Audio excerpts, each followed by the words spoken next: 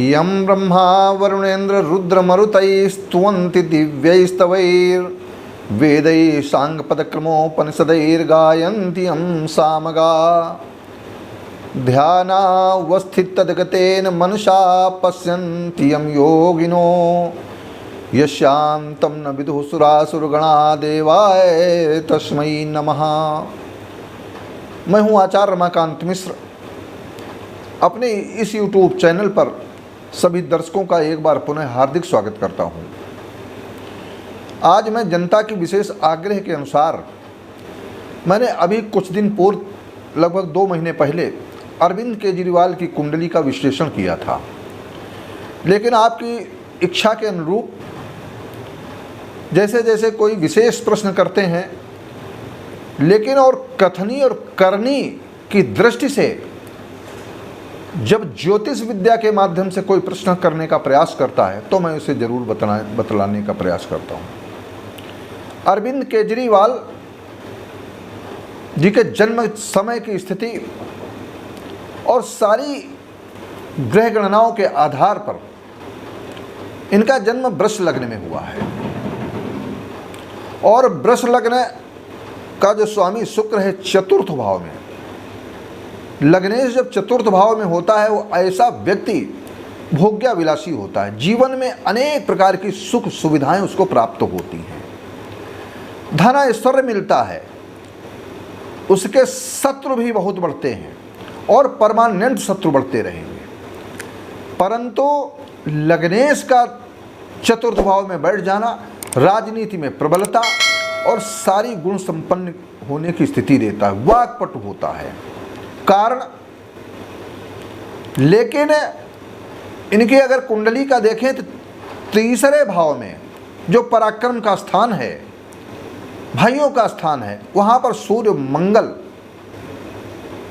मंगल भी तेजवान है, ऊर्जावान है, पराक्रम पौरुष है, सेनाध्यक्ष है, और सूर्य भी जो चतुर्थेश होकर के पराक्रम भाव में बैठा है, ऐसा व्यक्ति राज सत्ता सुख और जनता की सेवा का सुख का अवसर प्रदान होता है। ऐसे व्यक्ति को राजनीति में पहुंच गए, एक तरफ IAS अफसर, दूसरी तरफ राजनीति में आना, ये सब इनके ग्रहों का फल है।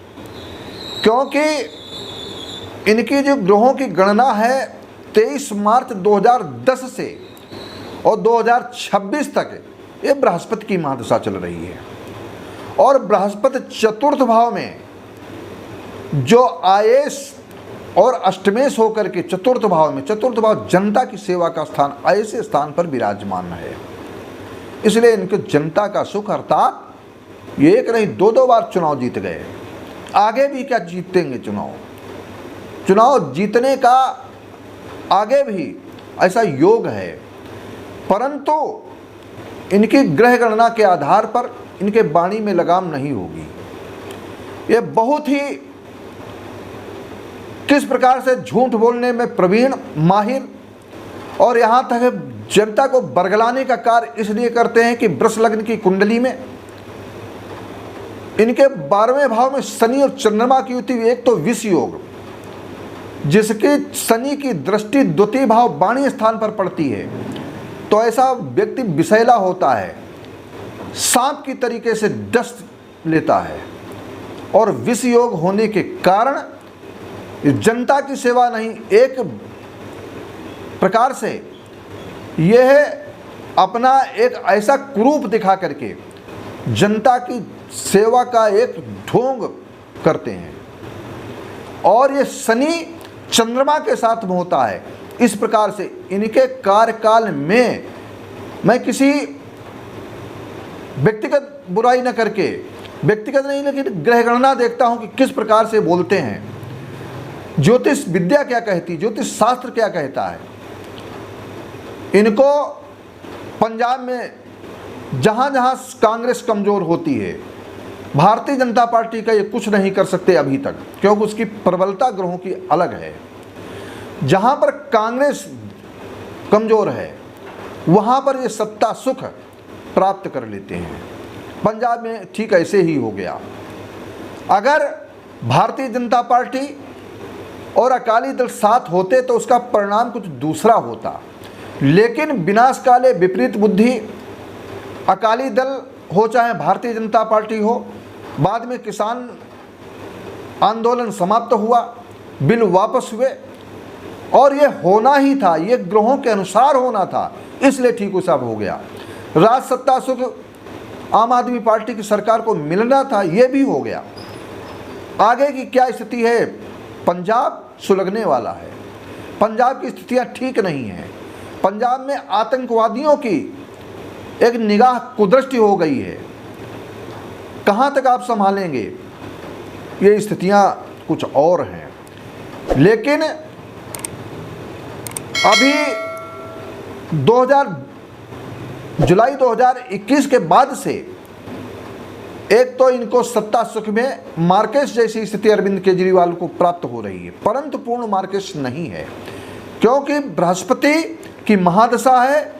महादशा में वो स्थान बल का फल देता है, चतुर्थ भाव में है। और उसके बाद में 20 नवंबर 2022 के बाद में, आप तारीख नोट कर लें, 20 नवंबर 2022 में इनका प्रबल मार्केश होने वाला है।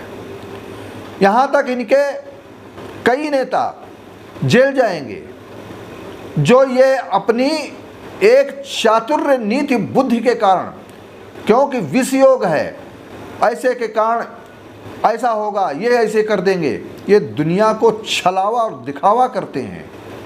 ये छलावा और दिखावा करने के कारण नीच का मंगल जो प्रबल मार्केश है, वो पराक्रम भाव में यद्यप कारक है लेकिन अस्त है, इसलिए ये वाणी से अपने ऐसा करते हैं।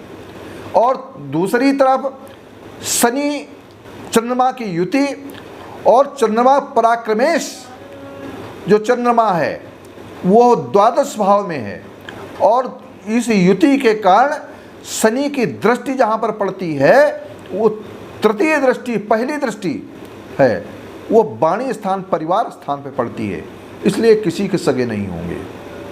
लेकिन शनि क्रूर ग्रह है, और इस क्रूरता के कारण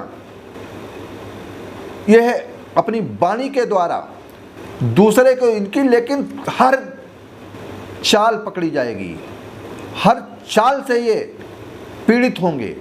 लेकिन आने वाला समय इस ज्योतिष विद्या के माध्यम से बतलाना चाहता हूँ, अनेक प्रकार की इनके ऊपर मुसीबतें आने वाली हैं, अनेक प्रकार की समस्याएं आने वाली हैं, क्योंकि इतना प्रबल बहुमत है और तानाशाही रवैया है।